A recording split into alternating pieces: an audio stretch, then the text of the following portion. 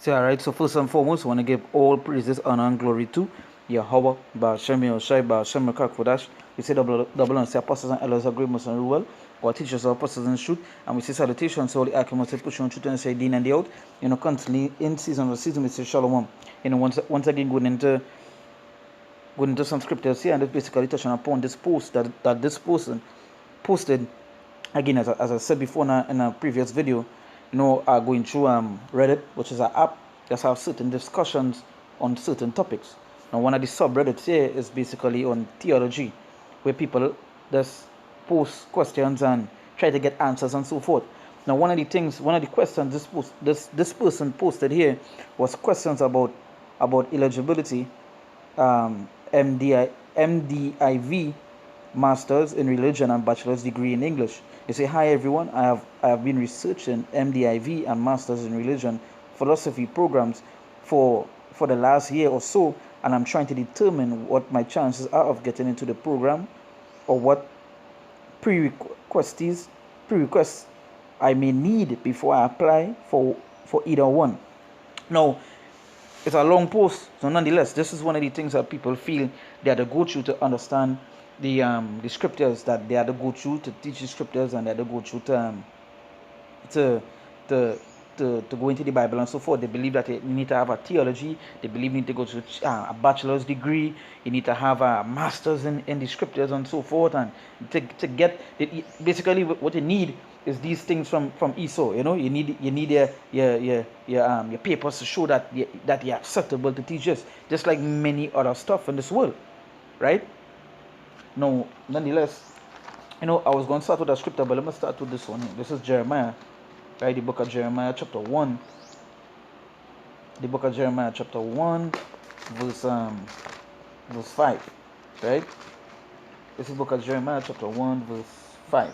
It says here that, it says, before I formed thee in the belly, I knew thee, and before thou camest forth out of the womb, I sanctified thee, and I ordained thee a prophet unto the nations. So, at the end of the day, the Lord know who it is He would choose to be a prophet. The Lord know who it is He would choose to give this knowledge to.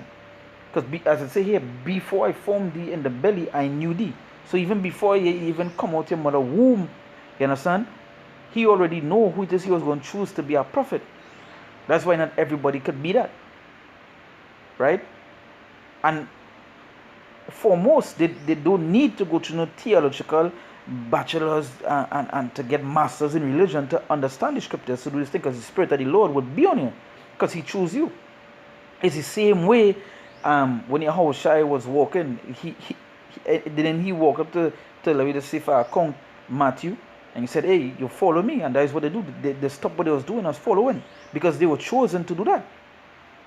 They were chosen to do that. But this is something that people believe, especially Christians and Catholics and these people. They believe that they must have a master's, a theological degree, in religion and philosophy and all this sort of stuff to do that. Now, this person who posts all this stuff here, all the wisdom of the world, I say Buddhism has been my foundation. I have strong affinity in Christian philosophy and complete Christian prayer, as well as continental philosophy. So all this other stuff they're trying to mix into it, and that is why you get all the madness of the teachings that they teach today. Because when they go through the seminars, Apostle they say the cemeteries, when they go through all of these stuff, these are the things that they go through. They start to teach the theological stuff that sort of mix up holy stuff with the word and all this other stuff, right? At the end of the day, the Lord knows who it is He going to choose and who it is He going to ordain to be a prophet. Now, nonetheless, let me go into first. This is 1 Corinthians chapter 3. I will start from verse 18, right? It says, let no man deceive. It says, let no man deceive himself. If any man among you seemeth to be wise in this world, let him become a fool that he may be wise. So let him become a fool that he may be wise. So if any man among you seemeth to be wise in this world, let him become a fool that he may be wise. For the wisdom of this world is foolishness with God. So all these things that he went through here, this is wisdom of the world. Bachelor's degree, all this other stuff, masters, Zen. he practicing Zen. He went to an institution to get broad-minded religious university. All this stuff, as you can see here, all this is recommendation. All this is stuff that he have wisdom of the world. All this here is wisdom of the world. All these things is wisdom of the world. So you say here, for the wisdom of this world is foolishness with God. Now you go through all this wisdom of the world, and you can't even break down a scripture. You can't even explain a scripture to somebody. You understand? So when somebody come to ask it, as you see it with majority of these Christians, when somebody asks them a question, they be like, hey, my pastor tell me that this is what it is. And they don't even bring out a scripture to expound. They don't even bring out the scripture that they ask them about to expound. They don't even explain. Because why? The wisdom of this world is foolishness to the Lord. You understand? The wisdom of this world is foolishness. Right? So say, for the wisdom of this world is foolishness with God. For it is written, he taketh the wise in their own craftiness. He taketh the wise in their own craftiness, as you can see here. Watch this. With all this talking about Zen, he spent 5.5 living working as a resident in 2 reputable Buddhist meditation centers. What that have to do? What that have to do with anything pertaining to the scriptures? And why would someone have to go through all this to even speak about the scriptures? The scriptures talk about when one ought to be a teacher, one need to teach you again. And the person that would teach you is somebody that would teach you about the scriptures. Teach you in the same way we learn from the apostles, the elders of great mercy, we learn. And as you see it with the teachings, how they go into the scriptures and break it down fair. But you want to go through what Theravadian tradition and what that have to do with anything in the scriptures. Right? Now, let me just, before I continue in the scripture here, someone tell him you are not too old, it's not too late to start any graduate degree. So I hope you're able to shake off those thoughts. I think you should also consider a theology MA master's degree instead of MDiv. Most oriented towards pastoral careers. A theology, religion, or philosophy MA seem to be more what you're looking. So you see, all this is madness. This is wisdom of the world, which is foolishness to God. All this stuff you're going to learn, and you can't even explain a scripture to someone. All this stuff you're going to learn, and you're not going to warn or tell people about where it is going to come. So it say, for the wisdom of this world is foolishness with God. For it is written, he taketh the wise in their own craftiness. He taketh the wise in their own craftiness. Right?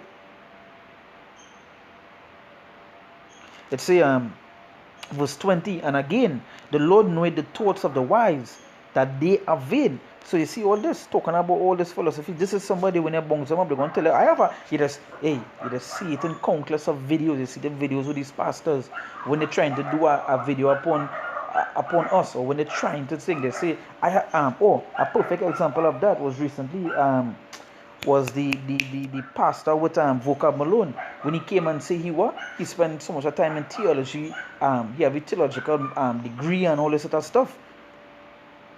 Vain. The thoughts of the wise of this world are vain. They vain thoughts. They like to use that above it. I have my degree in theological stuff. I have my masters in religion. They try to use that and try to make you feel dumb. That's why the Lord say what? And again, the Lord knoweth the thoughts of the wise, that they are vain. It says, therefore let no man glory in men, for all things are yours. So nonetheless, the thoughts of the wise are vain. So they would come now to tell you about, they have the masters, they have the bachelors, they went to this course, they went to that. Because why? That is the thoughts of the wise, vain. Right? Same 1 Corinthians say, this is 1 Corinthians chapter 1 verse 19.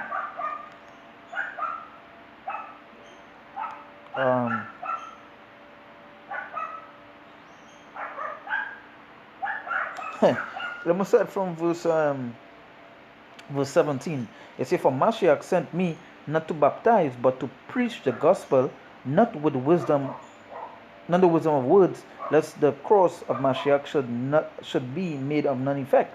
For the preaching of the cross is to them that perish foolishness, but unto us which are saved it is the power of God. Verse 19, for it is written, I will destroy I will destroy the wisdom of the wise, and will bring to nothing the understanding of the prudent.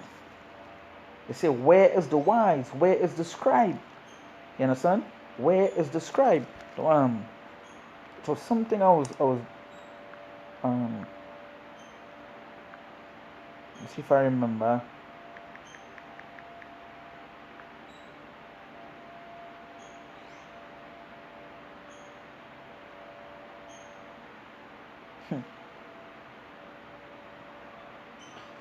So when you look up our scribe, right, this a quick Google search on the scribes, right? The word scribe. It's a person who copies out documents, especially one employed to do this before printing was invented.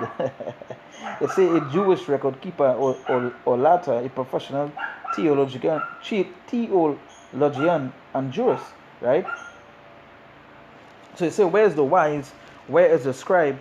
Where is the disputer of this world? Had not God made foolish the wisdom of this world?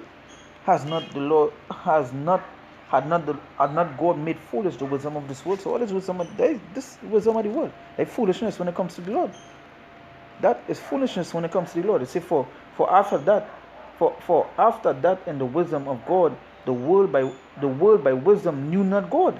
The world by wisdom knew not God. So all this thing here, and all they do know the Lord, all they do know they keep the laws, all they do know the what the prophecies mean. You can break down the mark of the beast. You can break down some of the easiest stuff in the scriptures, you know. And especially when people come to ask you all questions, as I say, the thoughts of the wise to be vain, you all just use to a common man, right? They just say you all as a pastor, and have somebody in the church come and ask you a question, you all have to use the authority and be like, hey, I said this, so you have to follow. Yes, you hear it from many people, you hear it from different accounts of people that be in the churches that the pastor don't even answer the questions, or the pastor just use, hey, well, that's how it is. That is what I say to be. It is, you know. So it's it says for after that in the wisdom of God, the world by wisdom knew not God. It pleased God by the foolishness of preaching to save them that believe. The foolishness of preaching to save them that believe, right? And that is what it is. But the wisdom of this world is foolishness in the sight of the Lord, right? All this other stuff you want to go through, all this other things you want to go through, it makes no sense.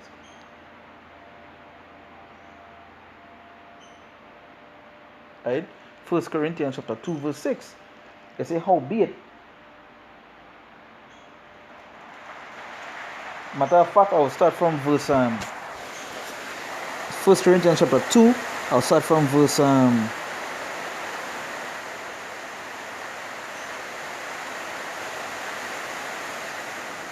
verse 4. They say, and my speech and my preaching was not with enticing words of man's wisdom, but the demonstration of the Spirit and of the power. And that's the next thing too. If you don't have the Spirit of the Lord, you wouldn't be able to understand what it is inside of here. You will get lost in these dark sins. And that is what the majority of people, they don't have the Spirit of the Lord. What they do is keep man sayings, they keep the wisdom of the world sayings. You know? Right? So you say, I say, and my speech and my preaching was not with enticing words of man's wisdom, but in demonstration of the Spirit and of power, that your faith should not stand in the wisdom of men, but in the power of God. We don't need all this to prove that we prophets of the Lord. We don't need all this. We don't need all this degrees and bachelors from East, so we don't need that. You understand? The apostles and the elders before us, they didn't need that. They didn't need that. So why need it now? Right? Why need all this now? Right? it said that your faith should not stand in the wisdom of men, but in the power of God. It said, howbeit we speak wisdom among them that are perfect, yet not the wisdom of this world, nor of the princes of this world that come to naught. But we speak the wisdom of God in the mystery, even the hidden wisdom which God ordained before the world unto our glory. And that is, we speak the wisdom of God, not of this world. Right? It says, which none of the princes of this world knew, for had they known it, they would not have crucified the Lord of glory. Hey, this wisdom of this world is really foolishness. You understand? Really foolishness. So let me just bring this one scripture here and I'll close off. This is the book of John. The book of John, chapter 3, verse John chapter 3, verse